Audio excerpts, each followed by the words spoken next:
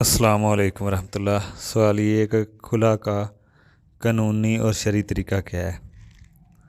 دیکھیں، قانونی طریقہ خلا کا وہی ہے جیسے شرعی طریقہ تو یہی ہے کہ جب عورت اپنا حق استعمال کرنا چاہے، الگ ہونا چاہے تو اسے کوئی روک نہیں سکتا۔ جیسے مرد الگ ہونا چاہے بیوی سے، خود طلاق کے ذریعے وہ ختم کرتا ہے نکاح، تو بیوی کچھ نہیں کر سکتی، گزارش کر سکتی ہے۔ اسی طرح شوہر کا بھی یہی مسئلہ ہے، جب بیوی الگ ہونا چاہے، نکاح کو ختم کرنا چاہے خلا کے ذریعے، تو شوہر کچھ نہیں کر سکتا۔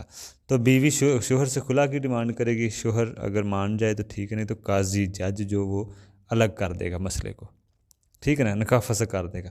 اب یہ تو شرعی طریقہ، اور اس میں کوئی اتنی شرائط بھی نہیں ہے، حق مہر واپس دینا ہوتا ہے، ٹھیک ہے نا، تو خلا حق مہر کے اوپر واپس بھی پر خلا ہو جاتی ہے۔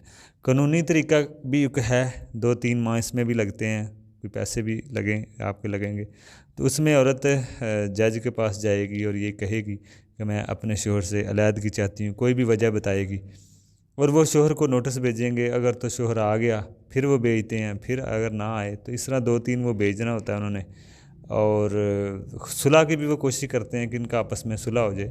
بہرحال 3 ماہ میں یہ ہو جاتا ہے، اور یہ شرعیت کے جو قانون ہے اس کو بھی مد نظر رکھا ہے، قانونی جو کارروائی کی جاتی ہے وہ بھی ضروری ہے، وہ بھی کر لیں تاکہ بعد میں کوئی قانونی مسئلہ نہ بنے۔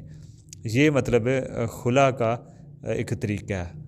تو مسئلہ چاہے قانونی ہے چاہے شرعی ہے، جب عورت الگ ہونا چاہے تو اسے کوئی روک نہیں سکتا، حق مہر وہ واپس کرے گی۔ تو یہ مسئلہ ہے، چاہے قانونی بھی تقریباً سیم ہی ہے، بس قانون میں ذرا ٹائم تھوڑا سا زیادہ لگتا ہے، جو بھی ان کا پروسیس ہے وہ بھی فالو کریں، اس کے ساتھ ساتھ وہ بھی فالو کریں تاکہ قانونی کوئی مسئلہ آپ کے اوپر نہ بنے، ریکارڈ میں بھی ہو کہ اس عورت نے خلا لے لیا شریعت کے ساتھ ساتھ۔ تو یہ مسئلہ ہے قانونی اور شرعی۔ السلام علیکم۔